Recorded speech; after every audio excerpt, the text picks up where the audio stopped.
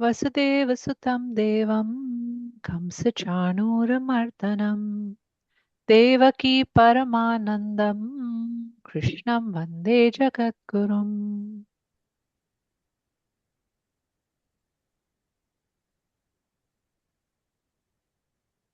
Okay.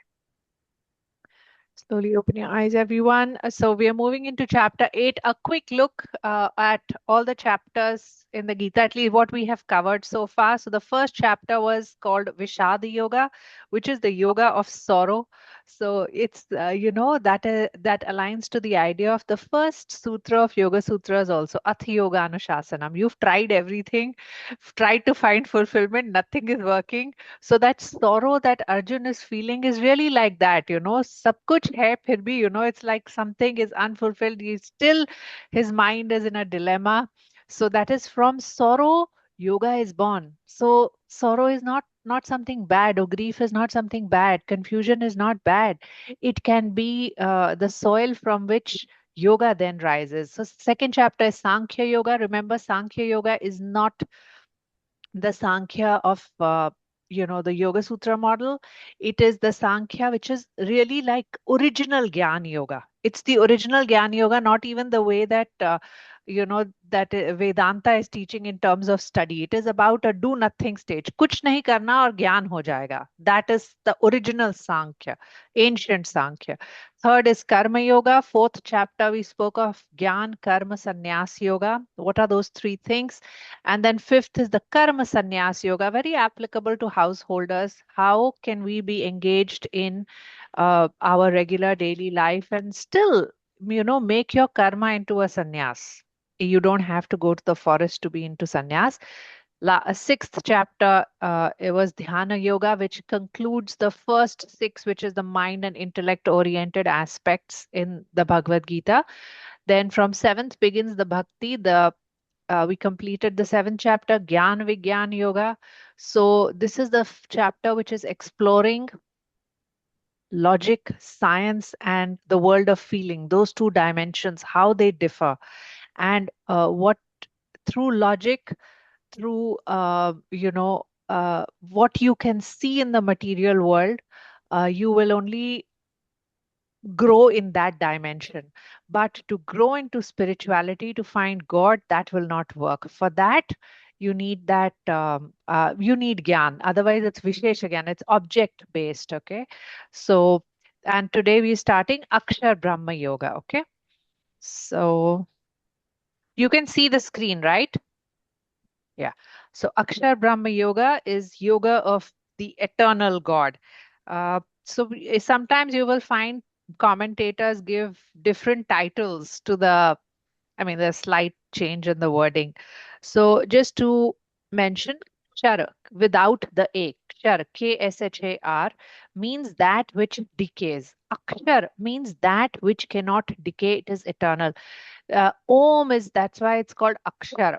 I have heard Osho say that in the previous chapter.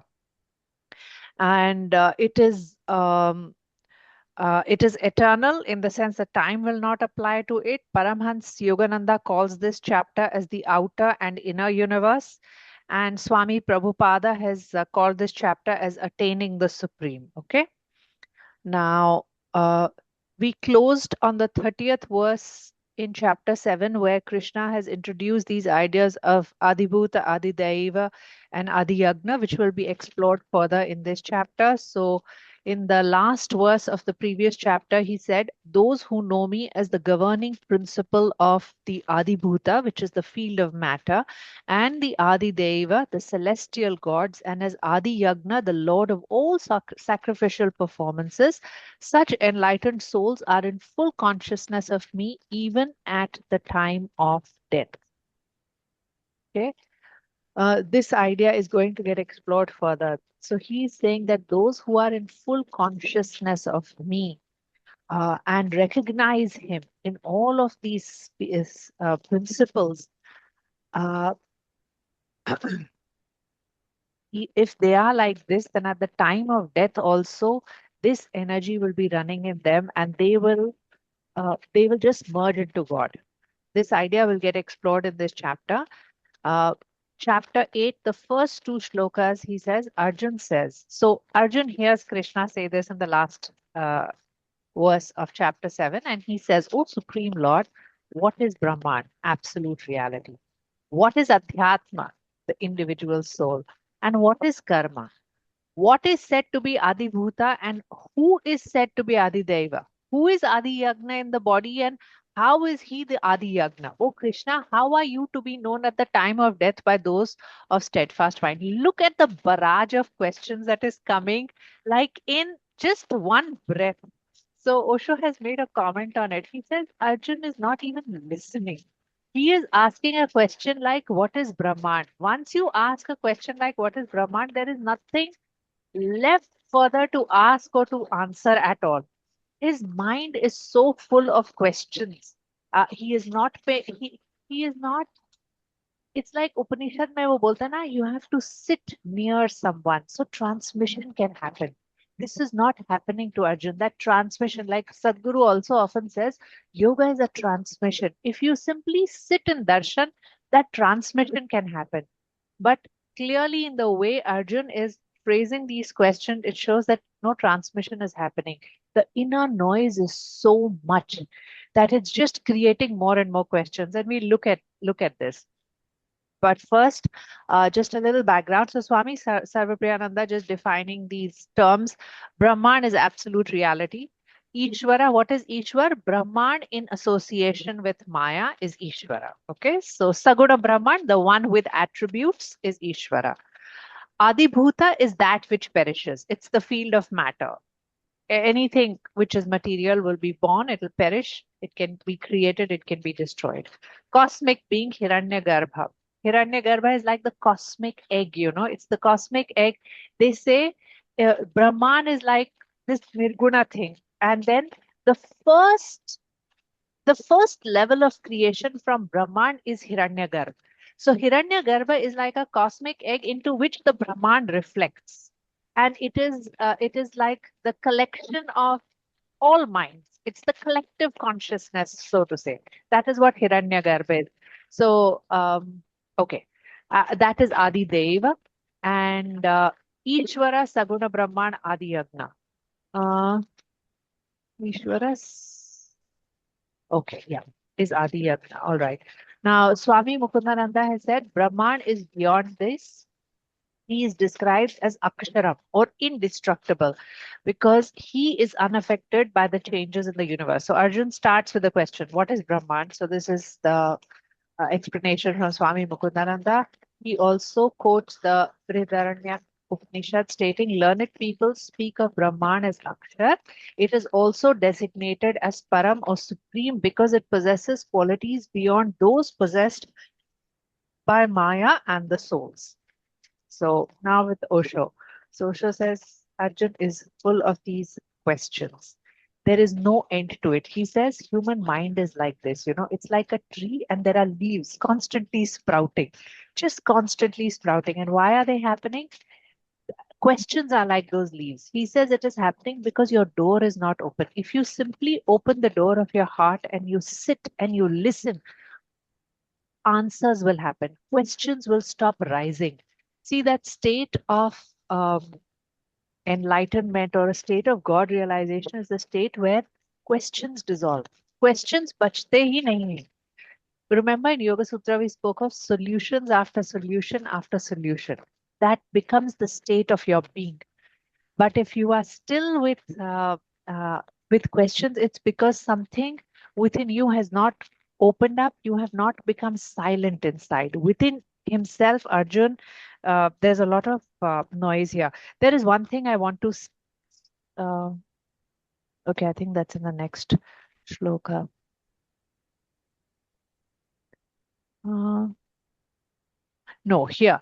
See, in the in the eighth chapter, second verse, Arjun addresses Krishna as Madhusudan.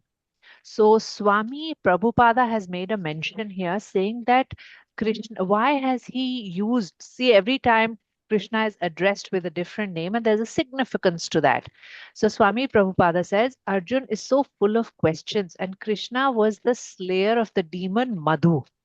So he addresses him as Madhusudan to slay all these questions that are rising in his mind. And that's like the connection. That is why, Arjun is referring to Krishna here as Madhusudan.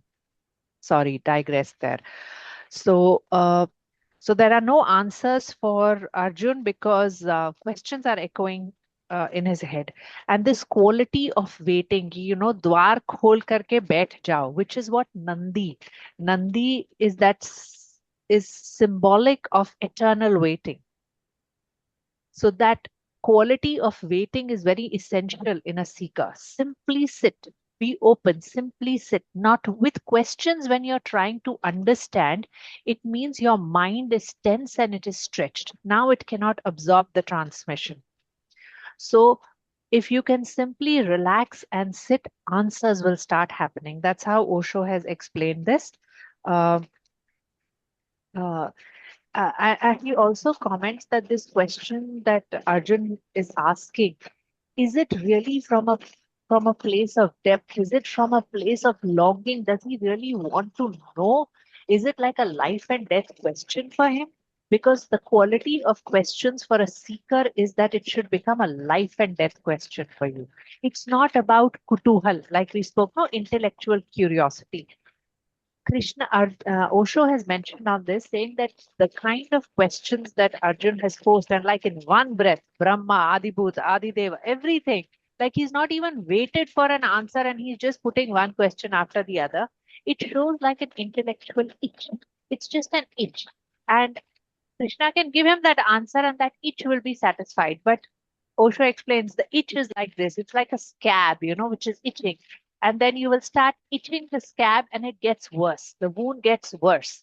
So he says it's just a bimari. This questioning is a bimari, is a disease in Arjun's mind right now. And Krishna can see that. He says this is something like, he says a lot of people come to me and they ask questions. They will ask two, three questions. And if I just start asking them, okay, so how are you? How are your children doing? In 15 minutes, they have even forgotten that question. That means there is no real longing, no? You remember how Vivekananda's longing was when he heard that Rabindranath Tagore's grandfather was in town? He jumped into the water, he swam across, he went to his boat, and he was like, tell me, is there God? That is the longing of a seeker. It's like a life and death question. The pain of ignorance is so much that it's killing you. So that is not the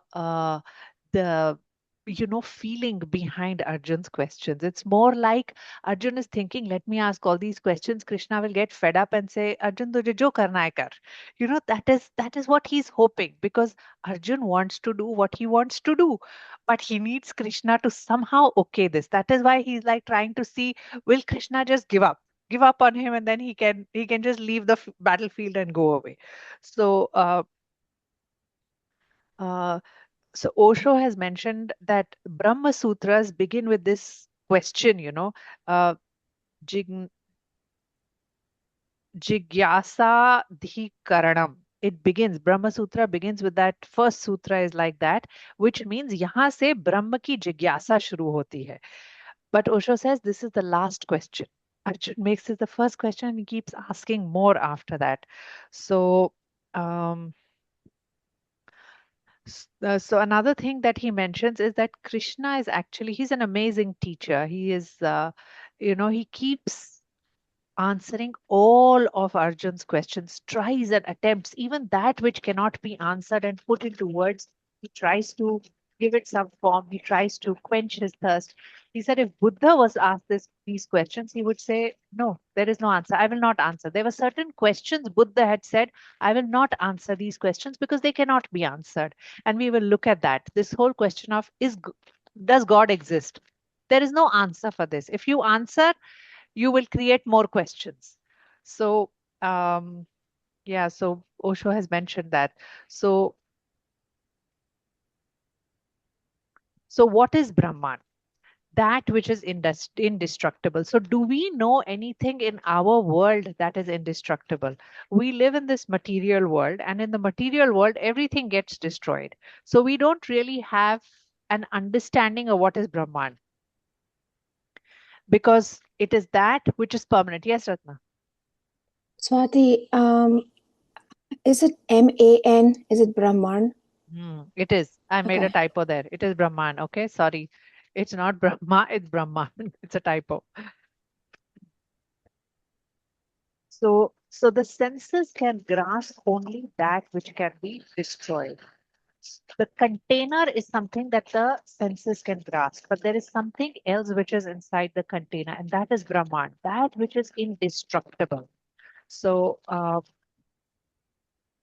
how do you find this? Where does it exist? Where See, whatever changes, whatever gets created and destroyed is resting upon something which cannot be destroyed. It has to be like that. Otherwise, what is the basis or what is the foundation for that creation or destruction? So that foundation is Brahman. So Osho explains it with the example. He says, see, water, uh, ice changes to water, water changes to steam. But when ice from solid, it is changing to liquid, there is one point, a small point, where it is neither solid nor liquid. Otherwise, how will the change happen? There has to be that one point, no, where it is neither solid nor liquid. He says that is the point you have to get into to know what is Brahman. So he says it's like you're driving your car. You cannot go from gear one to gear four. You come into neutral and then that's how you would move. So there is a neutral point. And that gap or that point, if you can get into that, then you will get a taste of what is Brahman, okay? That which is indestructible. Because if you try to look at it or understand it with your senses, you will never find it. Senses will only capture that which is material, that which is perishable, and keeps changing. Okay. Now, Arjun also asks, what is Adhyatma? So we understand Adhyatma ka literal translation is spirituality. Spiritual is Adhyatma. So Osho explains our own nature, our true swabhav is Adhyatma. And Sri Ravi Shankar on this particular thing has mentioned that the pace with which we run towards happiness is adhyatma. That is spirituality. So everyone is a spiritual seeker, whether you acknowledge it or not. Consciousness wants to run towards happiness. Some are simply not aware of it. And it's just like the river is flowing towards the ocean. All of us are flowing towards the ocean. Some are aware, some are not aware. And the pace with which you flow towards the ocean, that pace is adhyatma. That pace is spirituality.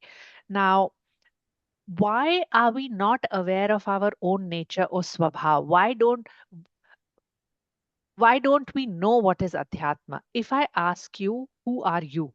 Osho has explained it like this. The reason why we don't understand Adhyatma, Swabhav, or our true nature is because we are identified with doership. If someone asks me who I am, and if I say I'm a teacher, I'm a mother, then I am very identified with that, with my kritya. Okay. So business is a karma. I become a businessman. So that is my kritya. That's my doership. That is who I am. But suppose, your hands, feet, everything is cut. You still are there. You may not be doing that action, but you still exist. Correct? My existence still is. That existence is Swabhav. That existence is Adhyatma. Don't be identified by doership. There is something within you upon which this doership is based. Just to clarify, I will go back to that example of Ram. Osho बहुत अच्छे से समझाते हैं कि अ, राम क्या करते हैं उनके कृत्य से you will never know who he is. But if you know who he is, you will understand his actions. This is the man who crosses the ocean to rescue his wife, but this is also the man who sends his wife to the forest. How do you make sense of this man? He is doing contradictory action. In one action, his love for his wife is like so infinite that in those days when you cannot even to cross an ocean for someone who is a prince who can have, any woman of his calling. He is so committed. He makes that effort. And yet he is somebody who will ask his wife to go into the forest. So Ram क्या हैं उनके कृत्य और उनके doership से नहीं पता लगता. But if you understand who he is, अगर आपको उनके स्वभाव, if you understand the nature, his स्वभाव, then you understand his action. Does that help clarify this? It is not what you do which makes you who you are. We all think we are what we do, isn't it? If I am engaged in action as a certain employee, if I'm engaged in business, then I am a business woman. Okay, if I'm teaching, I'm a teacher. My actions do not define who I am. This is what is being said. Adhyatma, your swabhav, is not what you do. Don't start thinking that what you do in the world is your swabhav. Your swabhav is something else. That is what is adhyatma. Okay? Does that make sense? So, what we do is something which is visible, present in the material world, right? Uh, Material world also, so Osho has taken this example of language to explain. He says, see, you use language to talk to others, but if you are by yourself, do you need language? Your swabhav does not need language, no? You can sit by yourself alone. Language is not needed. Language is only needed for the outer world. He said, suppose there are in a room there are thousands of people. Okay, now if they are talking, if they are in language, there is division. Like it's like I suppose I speak only Punjabi, you speak Marathi, somebody else speaks Gujarati, then and we only speak those languages. Then we are all different. We cannot even connect with one another. Correct? None of us can connect with that which belongs to the material dimension alone. But suppose all of us become silent. Thousands of us speaking all different languages, all of us become silent in that room, then those thousand people become one. Why? Because of the mourn, because of the silence. Does that make sense? That silence is adhyatma. That silence is true nature. Don't think your language makes me me, my work makes me me, my actions make me me. No, this is how we function in our world. I am what I do, I am what I think. But no, there is something else inside, which is your true nature. Okay, so uh,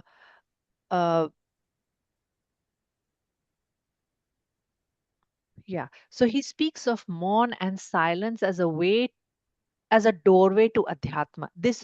It's not a doorway, it is adhyatma. If you land into this, if silence becomes solidified, you will know what your true nature is. What is your swabhav? So there is one example practice actually that Osho suggests. So he says, ये जो agnya chakra hai, he says in your whole body, this is the most important point in your body.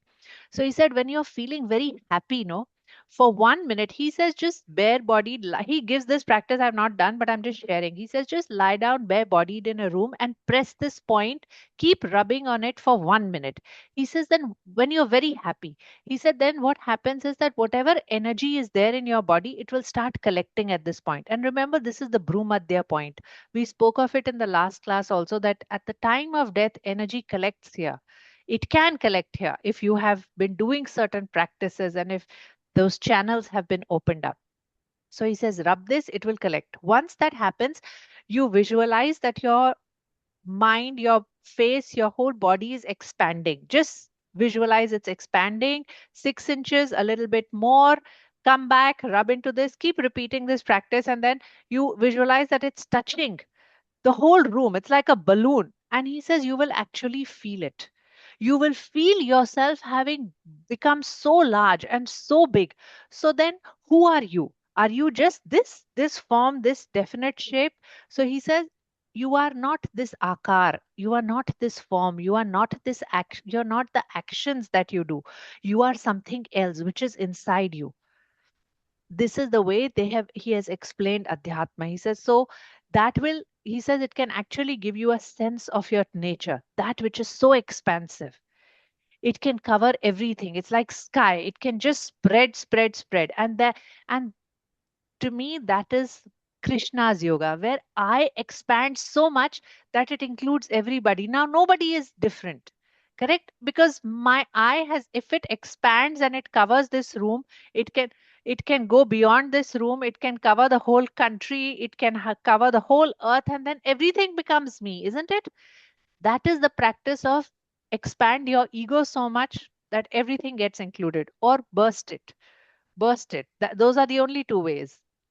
So, this is a practice that Osho has suggested.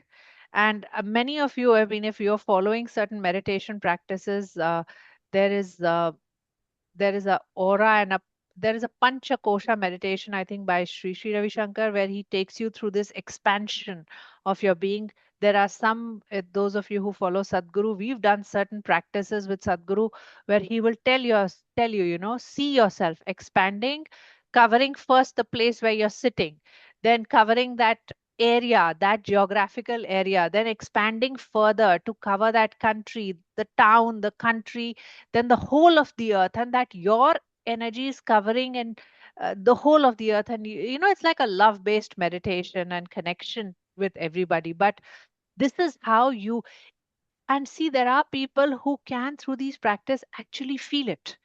They can start feeling like that, as though and that gives you an insight into your true nature. Okay, just, I don't know if I'm over explaining. Please feel free to ask me to shut up if I'm doing too much. Okay. So, okay, next one. Then what is karma? So, karma is defined. This is also Arjun's question. So, karma is that which creates tendencies towards bhuta or materiality. Okay, that is karma. We know it's an action, but in our world, it is, that's taking you more towards the material world. Business is karma. We classify businessman, but your karma is not your nature. This is what I was trying to say even in the previous slide. So he says, even while you are engaged in action, there has to be a point within you which is unmoving. It's a still point. This is what Ram had. Bhagwan Ram had this point. That is why Sadhguru also keeps saying, no, that his life is one tragedy after another, but there is something in him which is untouched. And that is what he's saying. Cultivate that point within you which is untouched by whatever, no matter what you go through. Some aspect within you, nobody should have. Don't give anybody the opportunity to touch you there. This is only for you. So, that unmoving point within us, if you're established in that, then you're established in Adhyatma. Correct? If everything on the outside is going to start affecting you on the inside, obviously your spiritual strength is very weak. But if you have established yourself in that unmoving point within yourself, then there is Shakti. आपकी साधना में शक्ति है फिर. Then the fourth shloka.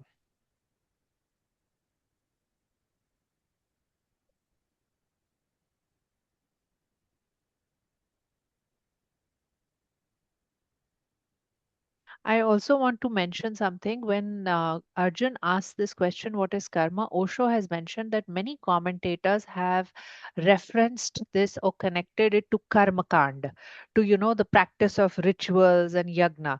So, Osho says that is not what a man like Krishna means. Uh, he, he's what he's saying is that you can be engaged in karma, but you can still be in a point within yourself which is untouched by it.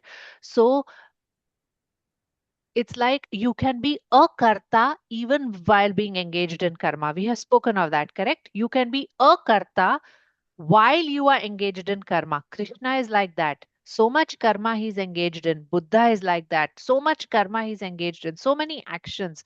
Yet he is established in a karta because he is not identified, or he's not identified with his actions. I am not what I do. I simply am. Does that make sense? They are established in akarta despite being engaged in karma, because an unmoving point, they have found that adhyatma mein pratishtha. Osho बोलते हैं अध्यात्म में जब प्रतिष्ठा हो जाती है then even karma doesn't touch you, then you are a karta even while being engaged in karma. Okay, fine, let's go on. Fourth verse. um, O best of the embodied souls, the physical manifestation that is constantly changing is called Adibhuta. The universal form of God, which presides over the celestial gods in this creation, is called Adidaiva. I who dwell in the heart of every living being, I am called Adi Yagna, or the Lord of all sacrifices. Okay, so Adi Bhuta is the padarth. It is the material aspect of life. Okay, it is something which can only be known by senses. Correct? If uh, the ears are functioning well because they are capturing different sounds and they are capturing you know the whatever the frequency, some it can distinguish between what is loud, what is soft, what is whisper. If I cannot discern sounds, obviously my senses are weak, it's not functioning at all. uh, so senses are useful in the discernment in the world of padarth. Okay, now Padarth is material, and material ka Osho says material is evidence based, correct? Because material can be seen. Why? Because our senses can perceive it. Our senses can perceive material. Sound is also material, okay? My sense can perceive it. Now he says that there is something beyond Padarth which is changeless. Padarth will keep changing. Material matter will keep changing. But there is something beyond which is changeless. And he says that changeless aspect is Adidaiva. Okay. Now, um, Osho says that people who are Padarthvadi, you've heard of those charvaks, charvaks who will say, eat, drink, and be merry because life is only here. Once you are dead, in any case, you don't know anything. So they will argue that there is no God, there is no such thing as Adi Deva or Adi Yagna. Because why? Because you can't see it. They are dominated by senses and by adibhuta. They will say God does not exist. Don't waste your life and all this on what will happen, what is death, next life. That is the Charavak philosophy, right? So changeless is very difficult to grasp, but it does not mean that just because you cannot grasp it with your senses, it does not exist. It is also not evidence based. There are different, it's a different dimension. And uh, it's like the fish lives in water, but it will never know what water is till it comes out of it. That's how you explain that which always is. It is an unmoving point, something which does not move. How to become aware of it? What they are saying is right. Is in some sense it makes sense. No, what is the evidence of God? How can I feel God? I don't see him anywhere here.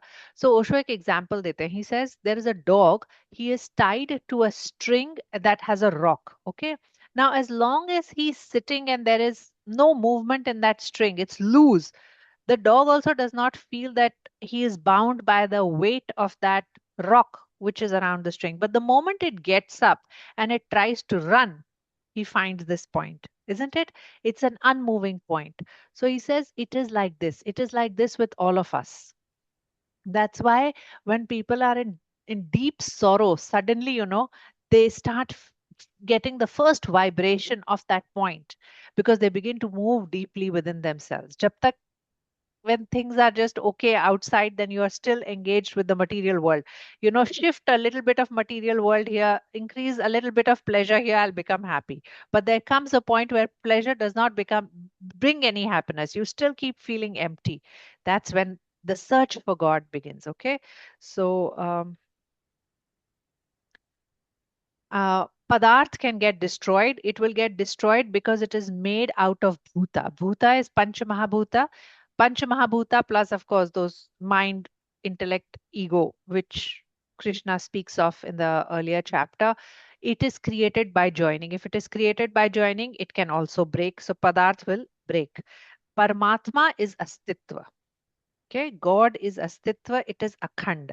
You cannot break it. So, an example that Osho gives, he says, see, here's a room, and the room has furniture inside. Okay, now you can break it. But Padarth, furniture is Padarth, it's matter. I can take the furniture out, the room is still there. Correct? Now, I can even break the walls of the room because it is Padarth, it is matter. I can break it, that also breaks. But there is something else which is inside the room which is not breakable. What is that? What is inside the room which is not breakable?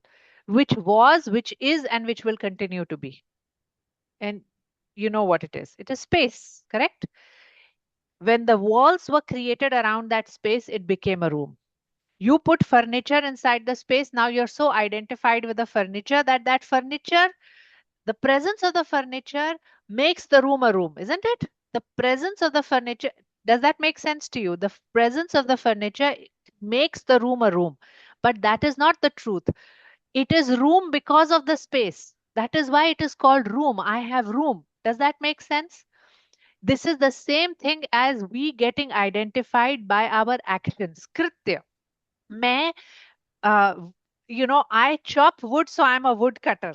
No, it's like saying because there is furniture in the room, this is a room. No, the room is not there because of the furniture. The room is there because of its spaciness. You can break the wall, the space will still remain. And that space is indestructible.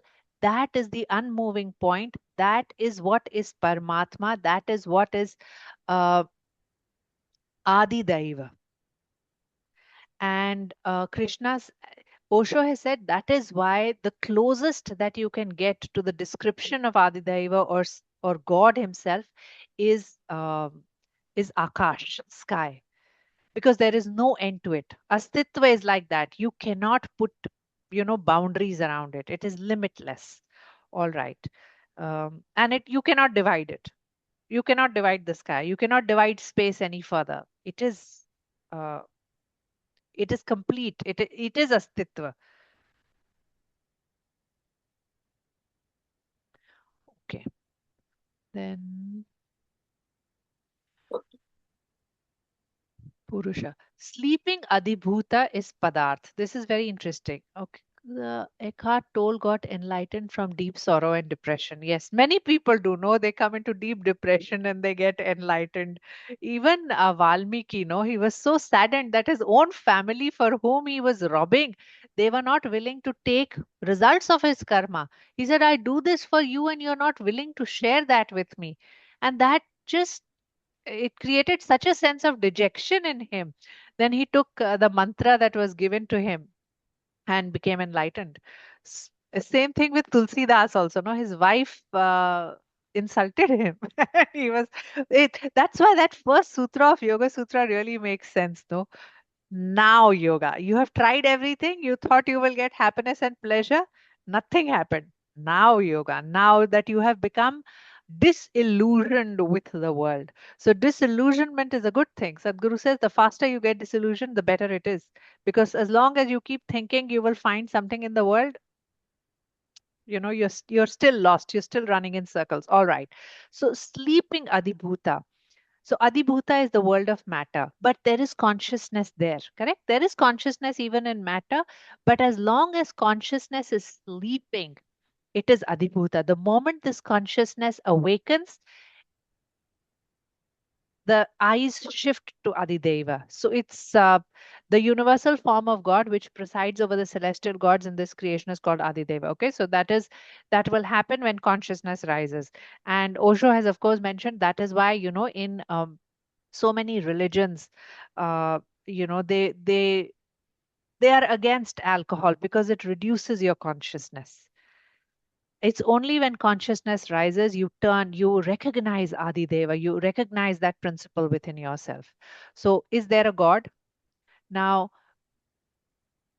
people who have found God or who have become God realized actually never answer this question. They don't even want to answer this question.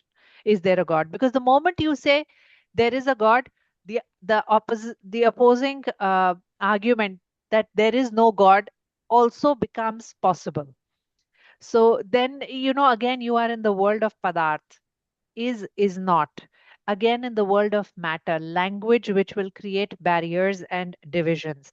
So the moment you say yes, there is a God, then in some sense you're also saying no, there is no God. If the moment you say yes, there is a subtle no which exists. So true astics will never give any argument for God. And it's the same example that I gave, that you cannot remove the sky. So God is astitva. It's not something that can be proven with arguments. So fourth verse now. I who dwell in the heart of every living being am called Adhiyagna, or the Lord of all sacrifices. So we learned what is Adi Bhuta, which is matter. Adi Deva, the one who presides over all celestial gods. And then Adi Yagna, he says, I am that which is in the heart of every. So this is the center. So imagine, Osho says, imagine it like circles. The first outer large circle is Adi Bhuta, okay, material, Padarth. Then inside that is Adi Deva, God Himself. And within that, there is Adi Yagna, which is Shuddha Prakash, pure flame.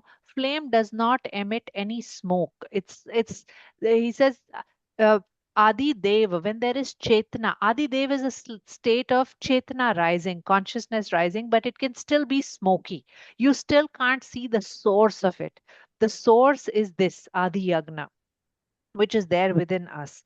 Uh, so what we call as body, Krishna is calling it as Adhibhuta.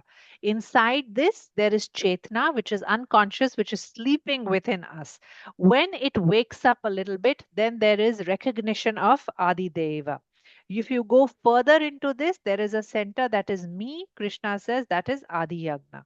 So so the whole sadhana of raising your consciousness is a yagna ki sadhana, Osho bolte hain. That is the yagna that you perform. That is what will take you towards this flame that Krishna says is me, Adi Yagna.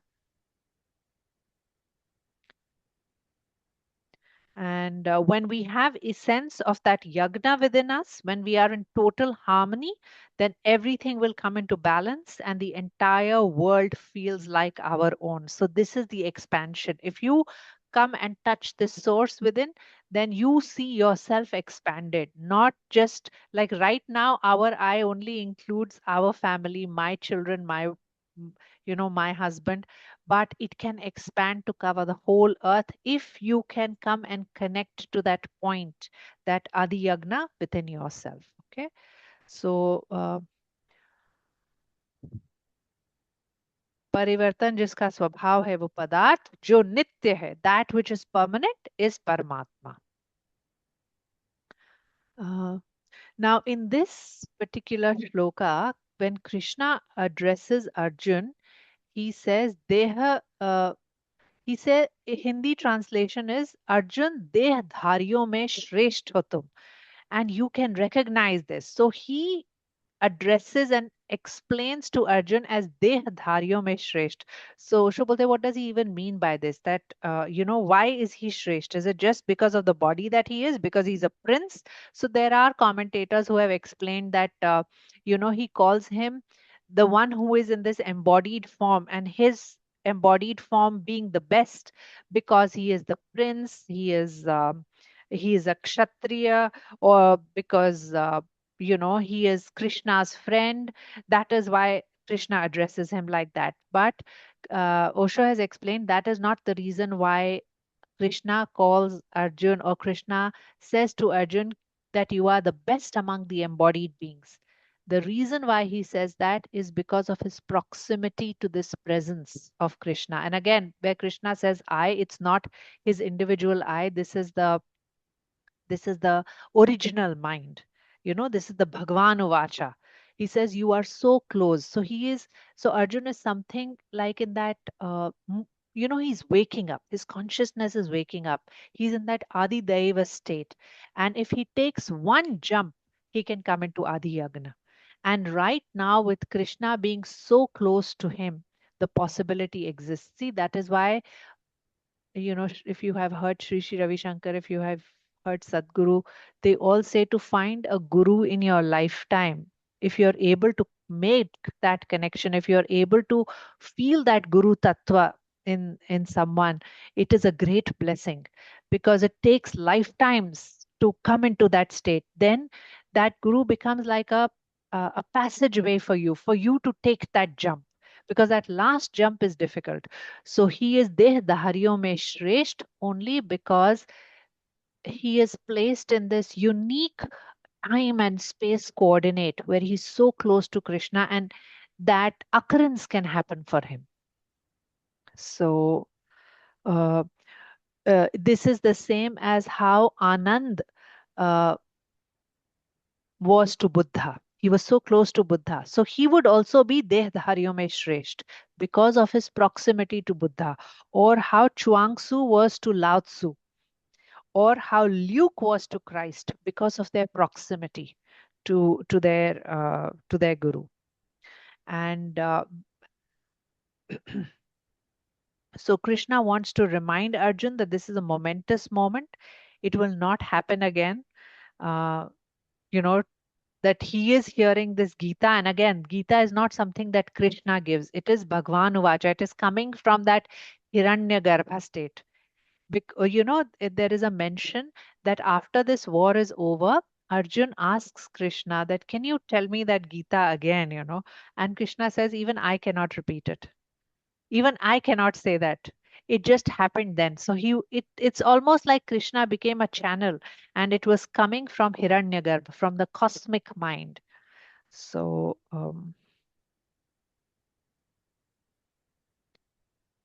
there are three kinds of tap.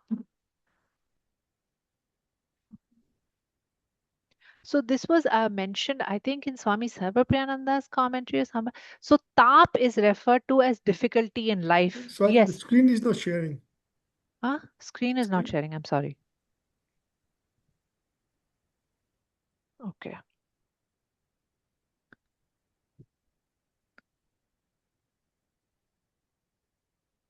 Okay, so there are three kinds of tap. There are difficulty in life which happen at these three levels. This is from one of the commentators. I forgot. It's not Osho, but somebody else who mentions this. And I found it interesting. That's why I kept it. In all our peace chant, we always say, na, Om Shanti, Shanti, Shanti. We always say Shanti 3 times. So they explain that the reason why Shanti is said 3 times is to bring peace to peace at all these three levels of our existence, at the adhyatmic, at adibhautik, and adidaivi. All three levels, you bring shanti to that, because there is difficulty one experiences at all of this. Now, those who relinquish the body while remembering me at the moment of death will come to me. There is certainly no doubt about this. Whatever one remembers upon giving up the body at the time of death, O son of Kunti, one attains that state, being always absorbed in such contemplation. So, see, we all did Krishna Connect. Did you all notice that in those 21 days there was a certain absorption in Krishna?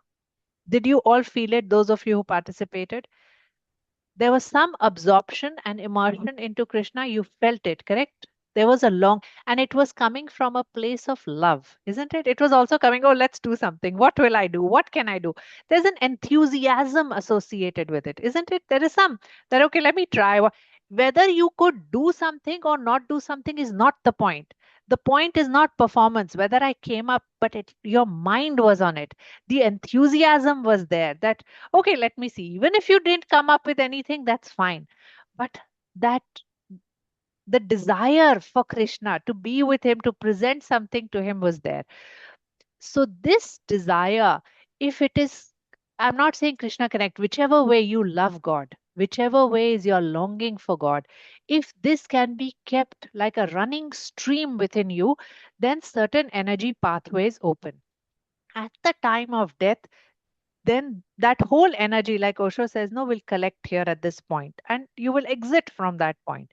He says, now, don't think this will happen at the time of death. And it's very interesting how, i- i- um,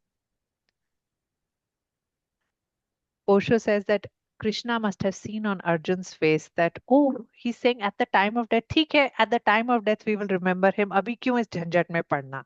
He says he must have seen this. And he qualifies what he says, that don't think it will happen at the time of death.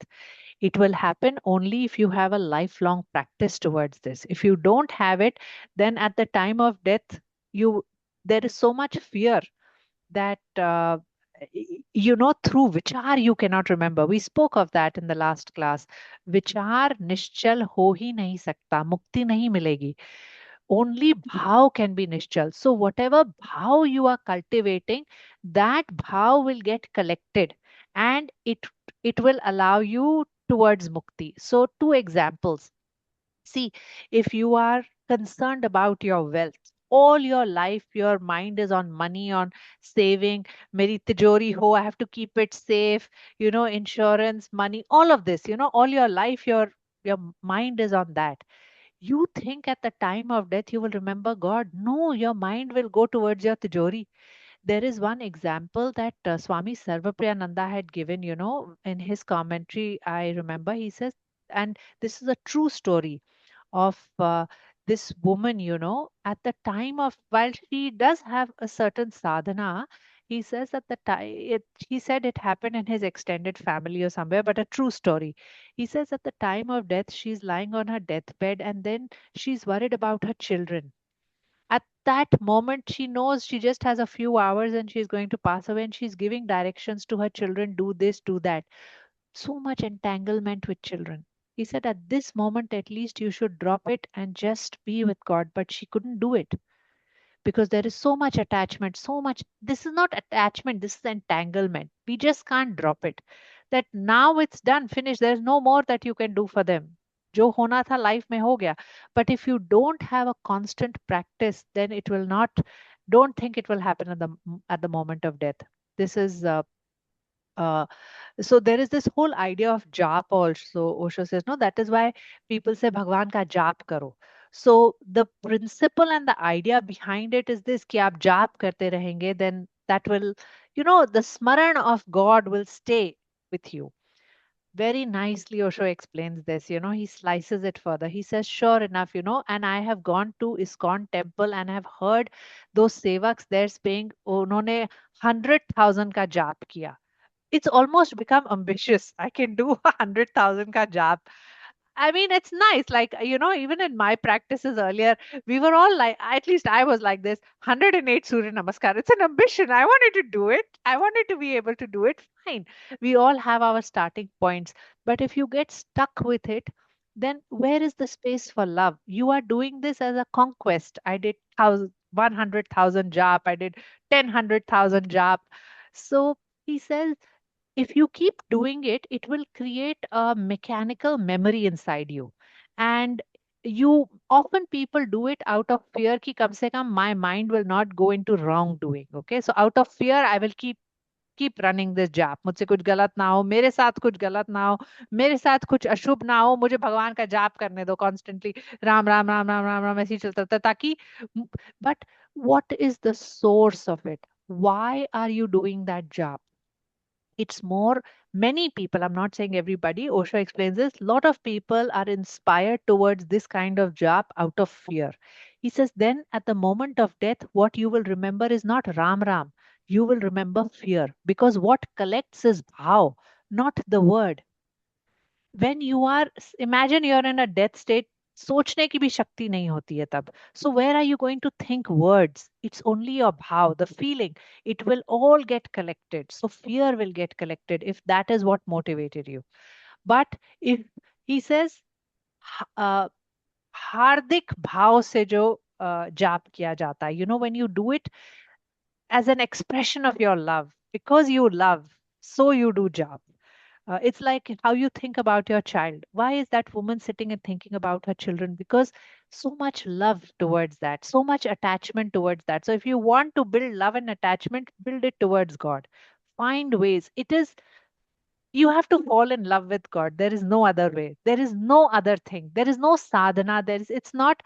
abhyas oriented practice. You just have to love him. And the way this will happen is through gratitude.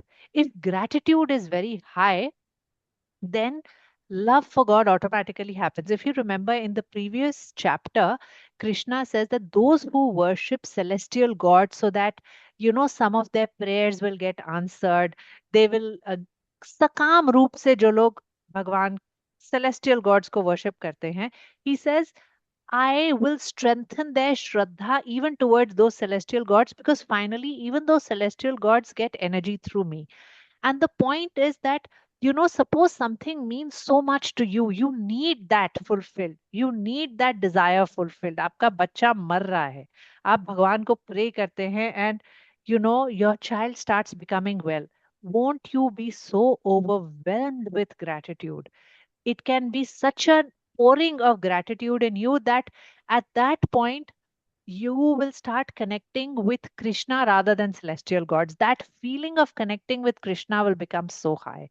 So he says, doesn't matter, even if you start like that, the point is gratitude can take you towards that. So, is that is one of the ways to connect to God and to, make sure to see how at the point of death, at your last moment also, you can be in his smaran. And that's a genuine smaran, not word based smaran. It's not to say that word based smaran does not have its value. It does. It keeps you, at least it keeps you on a certain path. One of my teachers, James Bagh, he's very fond of kirtan. So he does a lot of kirtan, and he says, see, the time that you spend in kirtan, then you are away from all the nonsense activity that you would be otherwise engaged in. You may just be surfing, instead you are engaged in kirtan. So it has its value, but I like this point of you know doing it uh, hardik roop se, from your heart, out of love, out of enthusiasm and joy, just because you want to be with him. It's like, you know how we get so excited when a close friend, a dear friend is coming home. We're so excited to receive that dear friend, to meet that friend. That's how we should feel towards God, that, oh, he's going to be with me, I have his company. So if that emotion gains strength, that, oh no, I just want him to be with me, that emotion gains momentum and it gathers strength. You're set. You're really set. So, Yes, like Swati, just to add to what you're saying, I remember Swami Supanand used to say this story that if when you have to have so much love for God, like when you're doing your prayers, all our mind is going here, errands to do, this, that. We have to kind of tell ourselves that puja mein betho ya class karo, whatever. It has to be kind of scheduled in. But you say when you're watching, when you're sitting with your boyfriend or somebody you love, and then you're just, everyone can keep calling you, your mother can call you, your friends can call you, you don't want to answer the phone. Or when you're watching a movie, you don't want to answer the phone. So it was a sweet example. He said, develop that correct. much attention and that much genuine desire to Yeah, be with. that desire for God. Yeah. Yeah, and that absorption. Correct. So, find your own ways. Everybody has their own ways of finding, but become aware of yourself. What creates these states of being within me? Once we have noticed ourselves and seen what creates this state of being of love and enthusiasm for God, cultivate those. So,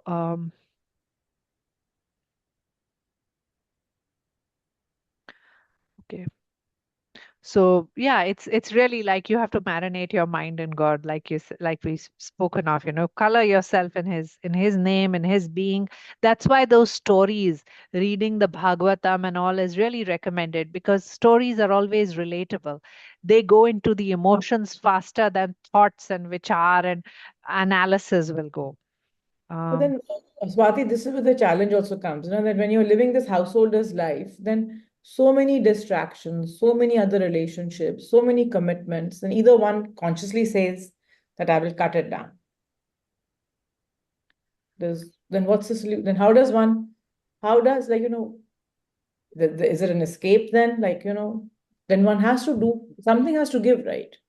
So we have to create our own stories. See, mind is nothing but stories. Even this story that you're giving to your mind, that householder life, I have to do this, I have to do that. then how can I be engaged? Give a new story to your mind. What is stopping you? Create a new story. Krishna Connect was just a story that we created.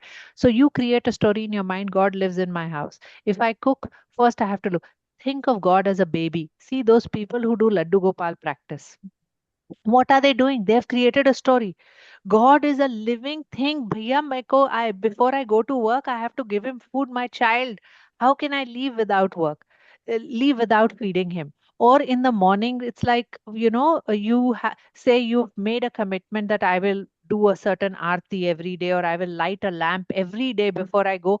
Then you start thinking that, oh God, how can I go before that? Who will look after it?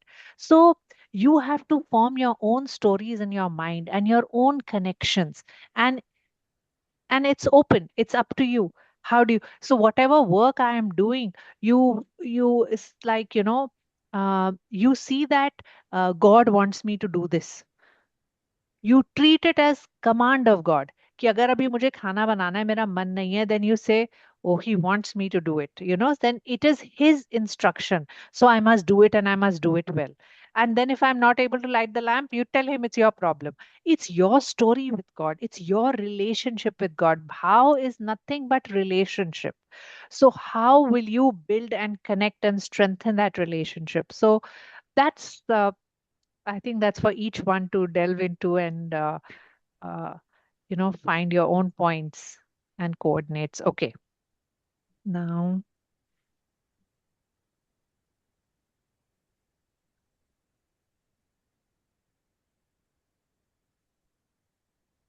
okay.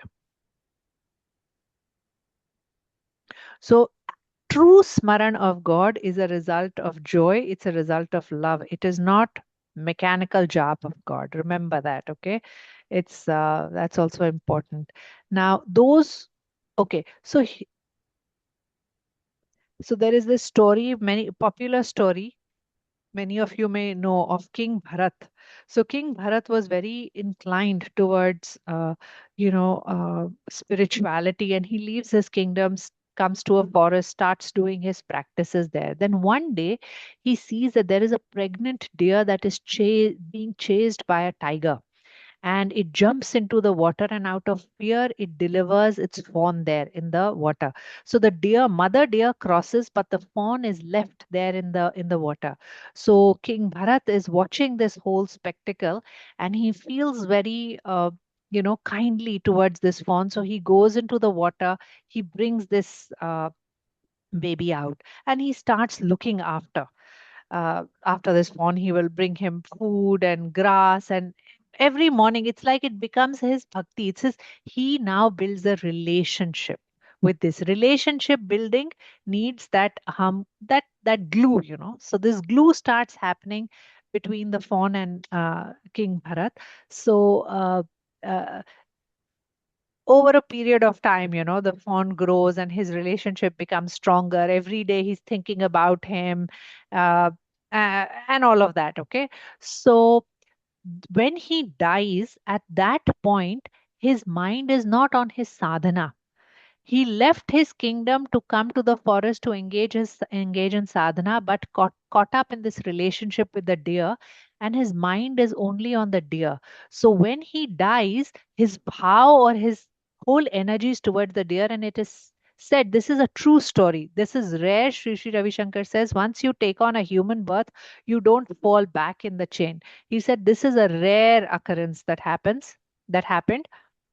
where he gets born as a deer in the next life, but he's such an evolved soul because of his past practices, that in that life he stays with in the ashrams of these pious people, and he is able to absorb whatever they say. He's able to absorb, and then after that he gets born again as Jad Bharat, and he remembers all this, and then he does not waste his lifetime. That lifetime he makes it. That's why Sadhguru keeps telling us, no, that this is a lifetime that you have an opportunity. Every life is an opportunity for you to come into mukti.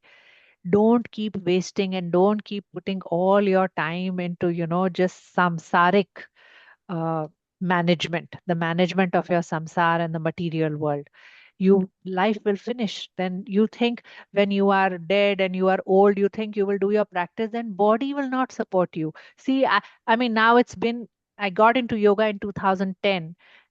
It's been that long, and I can see the shift in my own body. Many things with the body that I could do earlier, the intensity with which I could work, it doesn't happen. It is not the same. Body is shifting, and I can feel sometimes fatigue can set in faster. This was not happening till even 6 7 years ago. I mean, 108 Surya Namaskar, I'm like, oh my goodness.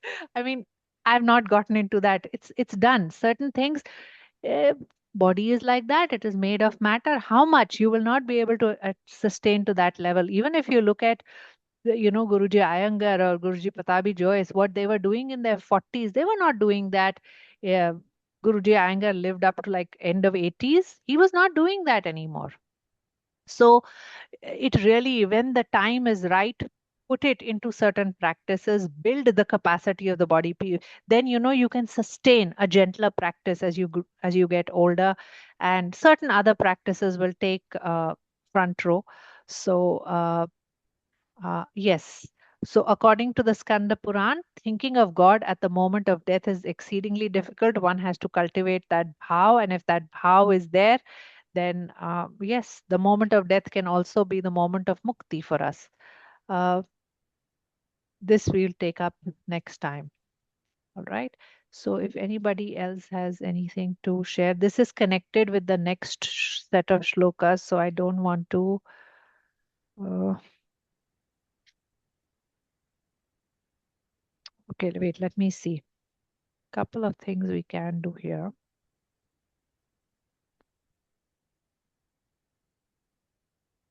सो ओशो बोलते हैं, he says प्रेम जो है वो पहली नजर में हो जाता है.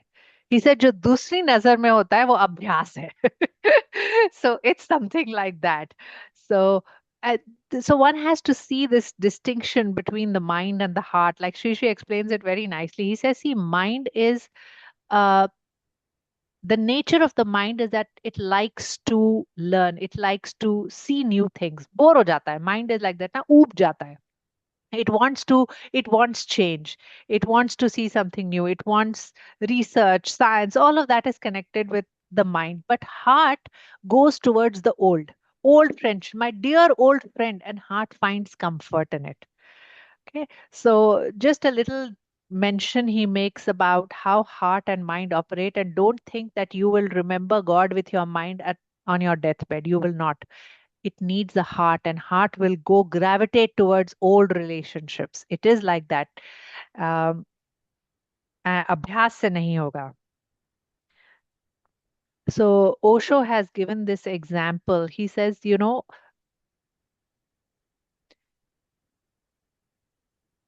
your heart should become a space where God exists with such intensity कि उसको याद करने की जरूरत ही नहीं है. He says कि तुम याद उसको करते हो जो भूल जाता है, पर जो भूलता ही नहीं है उसको याद करने की क्या जरूरत है. That which you cannot forget, where is the need to remember it? You only remember what you forget. But if this bhav is there, if this feeling and this flow is there, there is no need to remember. It will always be there. So he says it's something like, in the morning when you go, you see the sunrise. If you feel this with your heart, if it's a glow in your heart, you will simply sit down there and allow, or you will become still and you will allow that sunshine, that morning feeling, that energy to percolate inside you. You will not stand there and start commenting, oh, look at the color of the sun, look at the color. You will not comment, you will fall silent. Is that not true? Many of us may have experienced that. We don't want to comment. We don't want to, our mind is not, in fact, the mind becomes silent. Mind will not start observing and making comments on uh, on this on the drishya that it is observing. It will fall into silence, and it will fall into silence, and it will simply want to stay there and absorb that, isn't it? So that is love. That is the kind of feeling we need towards God. Then on your deathbed, that will happen. It will all get collected here. So Osho बोलते हैं सिर्फ समझना is not enough. It needs roots. And mm, yeah, yep, that's all. That's all I have for this. So this is from Swami Prabhupada. Of course, he will say this: to remember Krishna, one should chant the Maha Mantra Hare Krishna, Krishna Krishna, Hare Hare, Hare Rama Rama, Hare Hare, incessantly following in the footsteps of Lord Chaitanya, being more tolerant than the tree, humbler than the grass, and offering all respect to others without requiring respect in return. In such a way, one will be able to depart from the body successfully, remembering Krishna, and so attain the supreme goal. So even when you are chanting, it has to be done with this feeling, which he has, uh, it is actually a feeling of love towards others and just, being less dense. The more dense you are, the more you are. The less dense you are, less footprints. The lesser footprints that you leave, the closer you move towards God. Today we are like footprints on everything. My name should be here, there, I did this. It is all necessary in the material world, and this is very important because when you're in your workplace, you have to do that. It is important. But within yourself, recognize that these are needs of the material world because it is needed. But within yourself, see how you can de-link. That is Osho's guidance. This is next shloka, seventh. We'll begin next time. Anybody has anything to say, comment, share, thoughts? No, we're good. All right. So then we will just take the closing mantra. Divya had a question in there, Who had, yes, in go the ahead. chat, in the chat. Oh, sorry. How not to get entangled in our own emotions and in difficult situations. How to keep being disattached without being indifferent. I have no answer for this other than sadhana. I am not in this state either, let me tell you. We all get entangled because this is a slippery place. It is. Grace is the biggest thing. Grace can help you like nothing helps. And sadhana, like Shambhavi Mahamudra, if you've seen the science behind that, that Sadhguru explains, do some Kriya practices. Maharishi Patanjali has also explained that in Yoga Sutras. You have to do that practices so that what will happen? Kshina vritter abhijatasyev maneh grahitra grahan grayeshu tatsthadanjanta samapattihe. Your mind will become like a crystal. It will become a crystal which is uncoated. Now, whatever is put in front of this crystal, it will see it just like that. Otherwise, otherwise, what will happen? Whatever it will see, mind has some thoughts, it will start mixing its preconceived notions with what is appearing as an object. So then that is savitarka samapat. It is with vichar, thoughts will start getting coalesced, feelings will start getting coalesced. So to ksheen the vritti, to reduce the vrittis, the only way is Kriya Yoga. Tapas Svadhyay Ishwar Pranidhanani Kriya Yoga. At least from whatever I have learned, there is no other way. You either love, your love is so much that it expands and includes everybody. But obviously, if you're struggling, love is not happening to that degree in us. Then abhyas.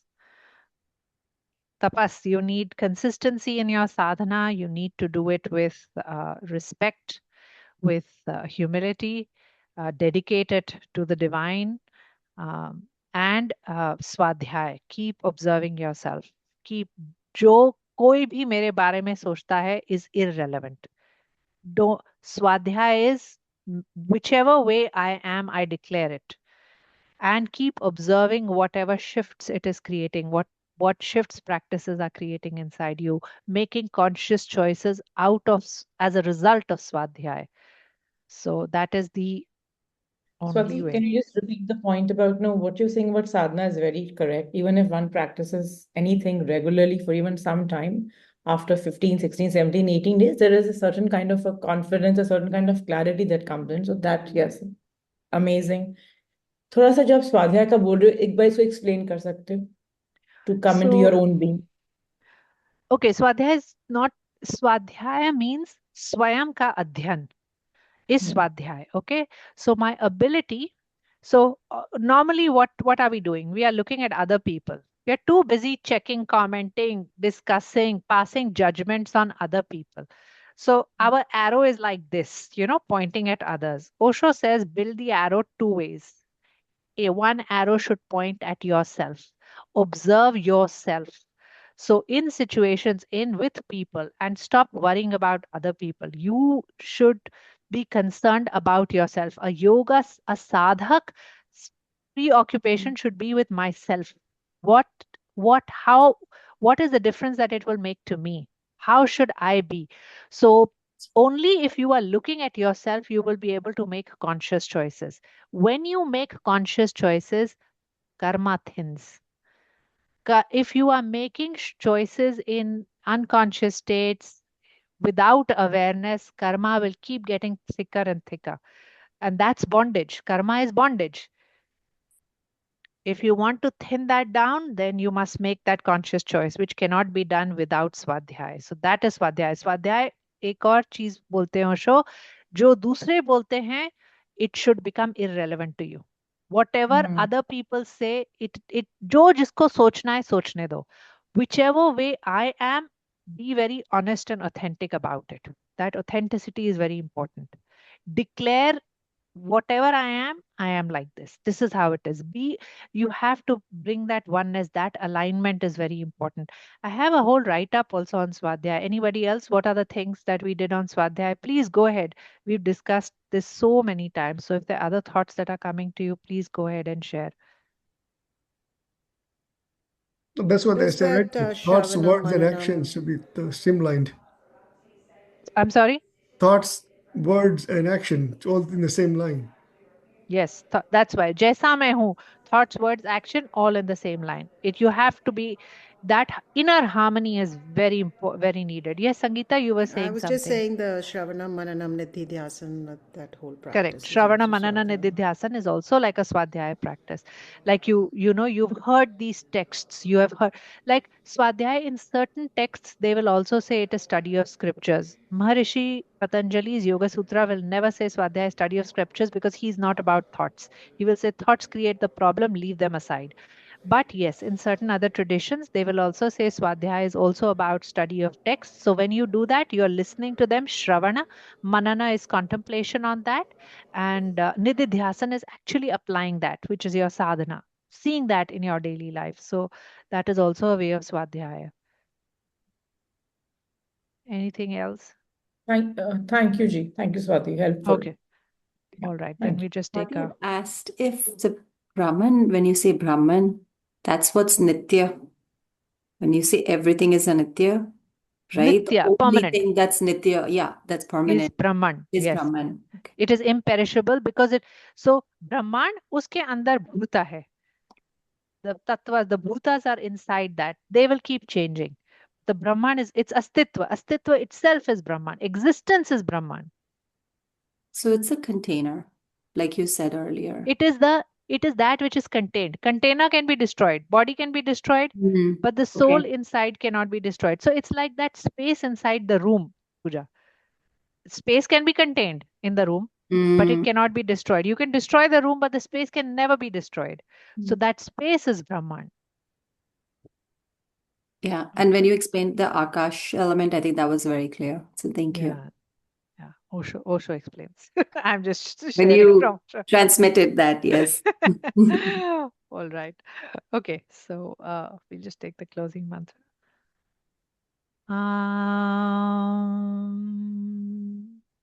Purnamada Purnamidam Purnat Purnamudachyate Purnasya Purnamadaya Purnameva Vashishyate.